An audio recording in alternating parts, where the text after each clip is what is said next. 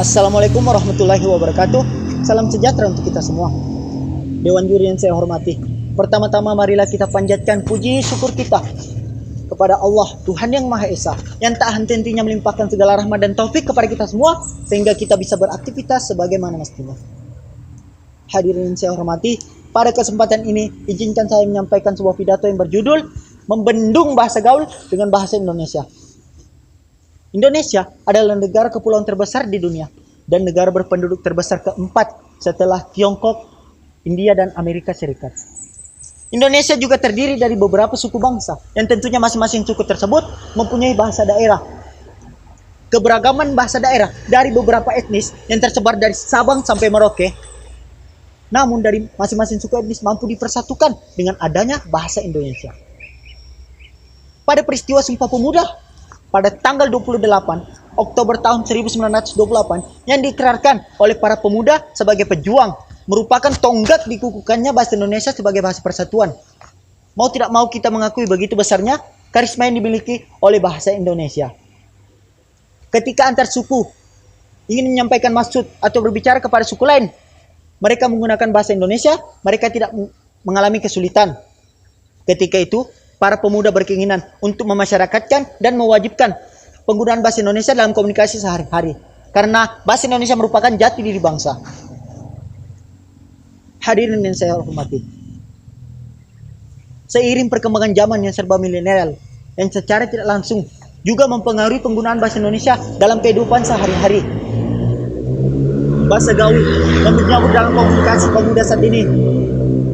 Mereka merasa bangga dan so akrab jika menggunakan bahasa gaul daripada bahasa Indonesia. Kemudian saat ini kita melihat penggunaan bahasa gaul, khususnya di kalangan remaja, sangat merajalela. Mengapa hal demikian bisa terjadi? Padahal bahasa Indonesia sudah meluas di seluruh belahan bumi Nusantara.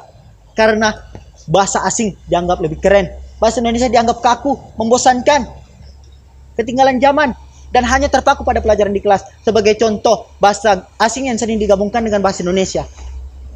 Lagi di mana? Aku udah OTW nih. Kamu sakit, GWS ya. Kata OTW yang berasal dari on the way, yang artinya jalan. Kata GWS berasal dari kata get well soon, yang artinya semoga lekas sembuh. Dan kata juga yang sering muncul yaitu kata bucin, budak cinta. Kata yuk yang dibalik-balik menjadi kata kuy. Dan kata yang paling berbahaya yang baru-baru muncul ini adalah kata anjay, yang artinya anjing yang diplesetkan. Kata-kata seperti ini sudah tidak asing lagi di kalangan remaja zaman sekarang. Bahkan anak-anak kecil pun sudah menggunakan bahasa gaul dalam percakapan. Ini semua merupakan fenomena negatif yang terjadi di kalangan remaja saat ini. Mereka pemakai bahasa gaul tidak menyadari bahwa lambat laun penggunaan bahasa gaul ini akan merusak kedudukan bahasa Indonesia sebagai bahasa pemersatu bangsa. Penggunaan bahasa gaul atau bahasa asing dalam kehidupan sehari-hari mempunyai pengaruh negatif bagi keberlangsungan bahasa Indonesia. Antara lain, masyarakat tidak lagi mengenal bahasa baku. Masyarakat tidak lagi mengenal ejaan yang disempurnakan, tidak mengenal tanda baca, dan tidak mengenal kamus bahasa Indonesia. Jika hal demikian, maka perlahan-lahan hilanglah budaya berbahasa Indonesia di kalangan remaja, bahkan anak-anak. Para sahabat, para remaja tentunya menyadari hal yang demikian. Oleh sebab itu, para remaja bahkan masyarakat Indonesia menyadari untuk tidak memasyarakatkan atau menggunakan bahasa gaul dalam komunikasi sehari-hari, sehingga kedudukan bahasa Indonesia tetap kokoh di masyarakat khususnya dan di mata dunia umumnya.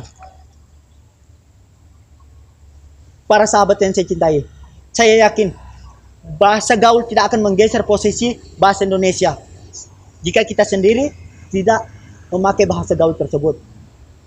Para sahabat yang saya cintai, mari kita sebagai penerus bangsa bersama-sama menjaga bahasa Indonesia sebagai bahasa persatuan dengan menggunakan bahasa Indonesia dengan baik dan benar, serta menghilangkan dan tidak menggunakan bahasa gaul dalam kehidupan sehari-hari. Mungkin itu saja yang sempat saya sampaikan pada pidato singkat ini. Kurang dan lebihnya saya mohon maaf apabila terdapat kesalahan dan kekurangan. Saya akhiri. Assalamualaikum warahmatullahi wabarakatuh.